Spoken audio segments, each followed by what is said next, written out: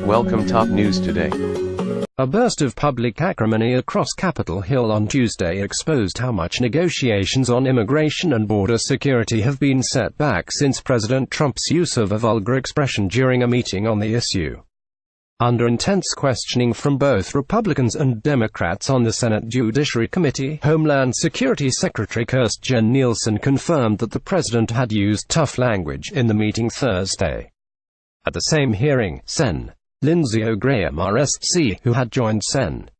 Richard J. Durbin at the meeting in trying to persuade Trump to sign on to the bipartisan immigration proposal, said the negotiations had turned into a show. And Sen. Tom Cotton Rock, a conservative ally of Trump's, dismissed the bipartisan pact as a mass amnesty bill and said what they proposed was a joke. Behind the drama, a Friday deadline loomed to pass a new spending bill in time to avert a government shutdown. Aides to top congressional leaders met again Tuesday to try to salvage a deal to meet the March deadline to legalize the status of undocumented immigrants brought to this country as children, known as Dreamers, while also beefing up border security. But leaders publicly doubted that they had time to pair such a deal with a short-term plan to keep the government open beyond Friday. With no imminent deadline on immigration, and with bipartisan talks well underway, there is no reason why Congress should hold government funding hostage over the issue of illegal immigration, Senate Majority Leader Mitch McConnell RKY tweeted Tuesday. And while Graham continued to seek support for his pact with Durbin, White House officials declared the proposal dead and began encouraging lawmakers to start over.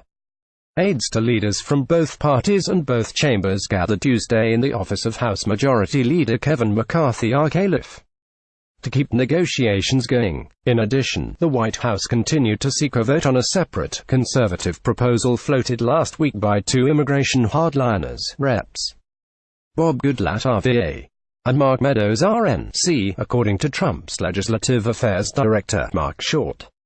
Meanwhile, GOP leaders kept pushing Tuesday to pass a short-term, standalone spending bill with no immigration reforms included. Talks included possible provisions that caught both liberal and conservative votes, eliminating a tax on high-priced health plans, including those in the Affordable Care Act, and renewing the Children's Health Insurance Program for 6 years. If such a measure succeeded, it would probably push negotiations on immigration into February, an outcome Democrats hope to avoid because of the leverage they believe they have to exact an immigration deal alongside the spending deadline. The lack of progress and the acrimonious words Tuesday exposed the extent to which Trump's vulgar comments injected mistrust into already tense negotiations.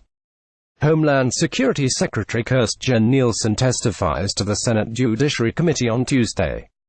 She said she could not remember specifically what President Trump said in a meeting last week on immigration. Joshua Roberts Reuters, "You can't remember the words of your commander-in-chief?" Sen. Cory Booker D.N.J. said to Nielsen during the hearing, slamming his hand on the table, his voice shaking.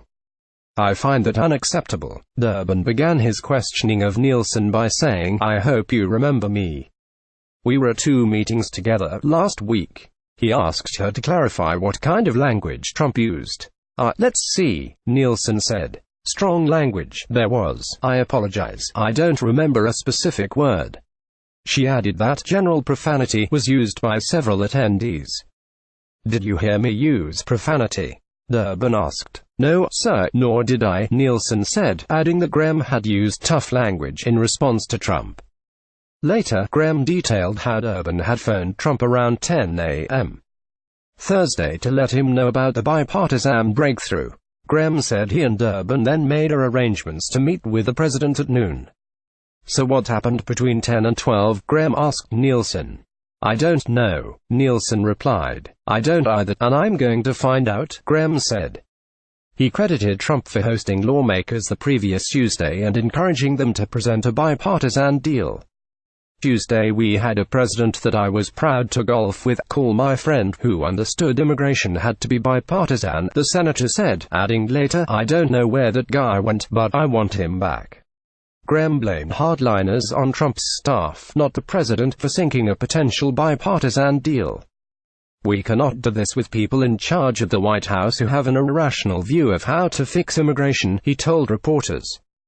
The public exchanges also showed how much advocates for both sides are seeking to reach Trump directly. During a Senate floor speech, Minority Leader Charles E. Schumer DNY told Trump, "Everyone is talking about how bigoted your comments were last week." He continued, "If you want to begin the long road back to prove you're not prejudiced, bigoted, support the bipartisan compromise that 3 Democrats and 3 Republicans have put before you." But Cotton insisted Trump had already compromised with Democrats and defended the president against the accusations by Graham, Durbin, and others. The president did not repeatedly say vile, racist, hateful things, as Senator Durbin said. Cotton told reporters, "If he did, why didn't Senator Durbin speak up in the meeting? Why didn't he slam his papers down and walk out? Why didn't he go to the North Portico and hold a press conference? Why did he wait to hold some random, impromptu press conference when he got back to Chicago the next day?" At the Judiciary Committee hearing, Durbin and Nielsen also revealed that Trump had pressed lawmakers in the Thursday meeting to provide $20 billion this year so that a new wall along the U.S.-Mexico border could be constructed in the coming year. That's more than the $18 billion the Trump administration told Congress earlier this month that it wanted to build physical barriers over the next decade. "I think the president is encouraging us to go as quickly as we can," Nielsen said. "As you know, it's a very complicated issue, building the wall, for a whole variety of reasons." Durbin rejected Trump's request as physically, legally impossible as a condition for giving Dreamers permanent legal status. At the White House, Trump dismissed reports that he had called for more immigrants from Norway and other parts of Europe during last week's Oval Office encounter. "I want them to come in from everywhere, he told reporters. Trump also met with Rep. Mia Love Utah, the only black Republican woman in Congress, whose parents are from Haiti. She was sharply critical of the president's comments in the immigration meeting last week. In a statement, Love said she and Trump held a substantive and productive 30-minute meeting, and she pledged to work on a bipartisan solution for Dreamers and border security. At the Capitol, Short, who met with aides to top House and Senate leaders, said that negotiators are fairly optimistic there could be a deal on immigration. But doing so this week, he said, would be fairly Herculean. In a sign that the White House is still trying to work with Democrats, White House Chief of Staff John F. Kelly is scheduled to meet Wednesday morning with members of the Congressional Hispanic Caucus, a bloc he has sparred with in the past over immigration policy. At Tuesday's hearing, Nielsen served as a proxy for Democrats eager to vent the frustrations with Trump. Under questioning, she admitted that she has never formally met with Dreamers, who were directly affected by her department's decisions and actions. And Sen. Patrick J. Leahy DVT persistently questioned her over Trump's campaign pledge to make Mexico pay for new construction along the southern border. "Have we opened an account that Mexico can put the money in to pay for it?" Leahy asked. "What arrangements do we have with Mexico to pay for it? I know that we have arrangements with Mexico to secure our border," Nielsen said, before Leahy cut her off. "Do we have arrangements with them to pay for the wall, as President Trump promised the American people he would do?" he asked, raising his voice. "That's an easy answer, yes or no. I'm not aware. I don't know what you mean by arrangement. We have a lot of agreements with them to increase border security," Nielsen replied. "Are any of them to pay for a wall?" Leahy asked. "How do you mean pay, sir?" Nielsen responded. "Do you mean fees? Do you mean through? There's a variety of ways."